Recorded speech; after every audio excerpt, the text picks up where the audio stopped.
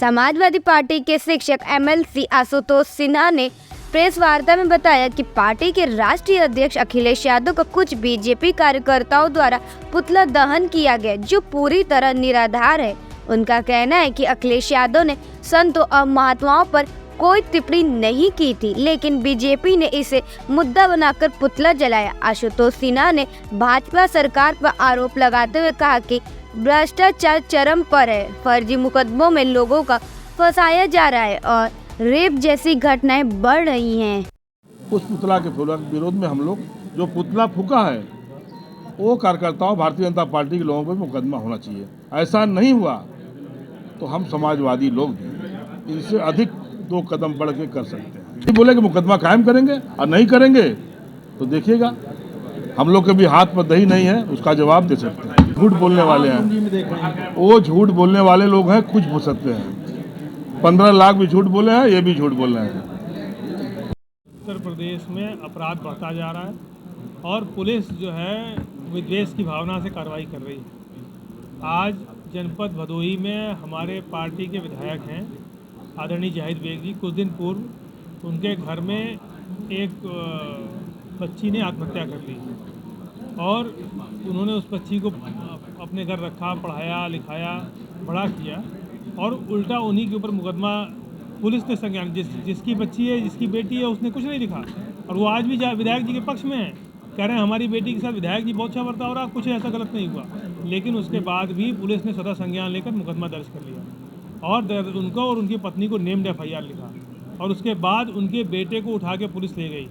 लगातार 4-5 दिन से बेटा उन्हीं के पास है और लगातार पुलिस गलत बयानी कर रही है। मीडिया में उन्होंने कहा, जाने पे पूछने पे मीडिया वालों के सामने और जनता के बीच में उन्होंने कहा कि बच्चे को मैंने छोड़ दिया।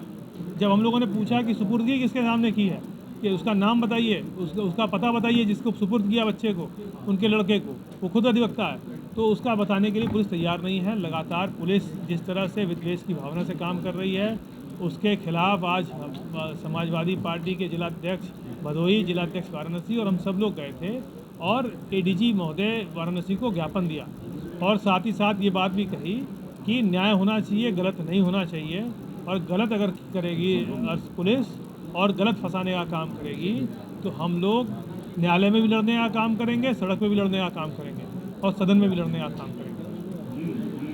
भी जो एडिशनल CP हैं उनको ज्ञापन दिया है कि जिस तरह से बनारस में समाजवादी पार्टी के राष्ट्रीय अध्यक्ष, पूर्व मुख्यमंत्री और माननीय सांसद कन्नौज हैं इसमें आदरणीय अखिलेश यादव जी, उनका पुतला फूका गया और पुतला फूकने के बाद पुलिस अपने सामने खड़ा होकर पुतला फुकवा रही थी।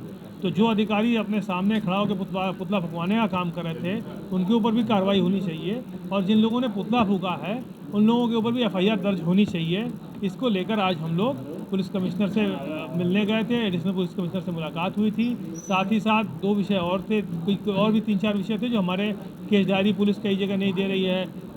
जो बड़ा गांव का मामला है उसमें कोतवाली के मामले में फर्जी फंसाने का प्रयास कर रही है, चौबेपुर के मामले में पुलिस कोई कार्रवाई नहीं कर रही है। इस तरह से कई ऐसे मामले हैं, जन समस्या और लगातार जो अपराध बनारस में बढ़ता जा रहा है उसको लेकर हम लोगों ने आज ज्ञापन देने का काम किया। एक दिन पहले वाराणसी जनपद में मुख्यमंत्री जी तो पार्षद हो गए, मुख्यमंत्री नहीं है, लोग वाराणसी के लिए एक पार्षद की तरह आते हैं, रोज सभासद जैसे आते हैं, ऐसे आना जाना लगा रहा है। लेकिन उनके पैर के नीचे, लुंगी के नीचे, दोनों कह लीजिए, बनारस में मर्डर, हत्या नहीं रुक रहा है, लूट नहीं रुक रहा है, लगातार हत्या हो रहा है। माननीय मुख्यमंत्री जी आने का बात कहते हैं कि न तो गड्ढा है न तो गुंडा है, गुंडा भी यही है, गड्ढा भी यही है।